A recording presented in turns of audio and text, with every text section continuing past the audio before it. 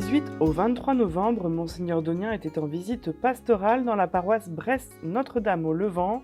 Rencontre avec les communautés religieuses, le conseil économique, les services et les mouvements, ou encore les acteurs de la liturgie ou de la diaconie, un programme riche préparé par l'équipe pastorale. Nous sommes une dizaine de bénévoles autour du Père François et on a essayé de mettre en place un petit programme pour l'évêque pour lui montrer les réalités sociales et économiques de notre paroisse. Le but, c'est de montrer un peu la vie de la paroisse, un peu tous les acteurs de la paroisse, tout ce qui s'y vit, et puis aussi les acteurs sur le territoire de la paroisse, les écoles, les associations, le secours catholique, tout ce qui se vit dans notre paroisse et aussi tout ce qui se vit en périphérie de la paroisse. Cette visite a également permis à Monseigneur Donien un tour d'horizon du monde scolaire de la paroisse, visite du lycée Fénelon, échange avec des enseignants des écoles, mais aussi une rencontre avec des collégiens et des lycéens de l'aumônerie de l'établissement Charles de Foucault.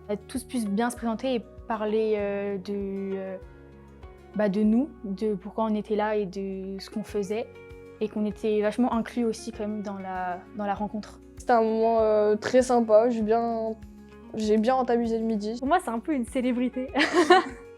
Du coup, je trouvais ça sympa. Et me dire qu'ils étaient venus tous là pour nous rencontrer, tout ça. Du coup, j'étais super contente. J'ai passé un super moment. Autre moment incontournable d'une visite pastorale, la découverte d'une entreprise locale.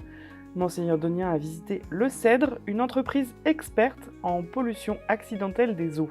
Parmi les temps forts de cette visite, la messe à l'EHPAD de Carréol, mais aussi une rencontre autour de la transmission de la foi.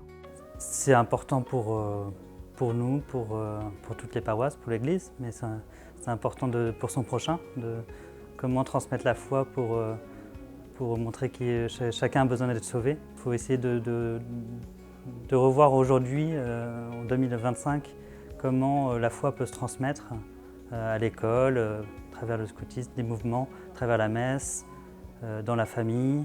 Il y a plein de lieux différents où la foi peut être transmise et il faut en prendre conscience pour s'adapter aussi aux nouvelles façons de vivre, aux familles, toutes les situations de vie.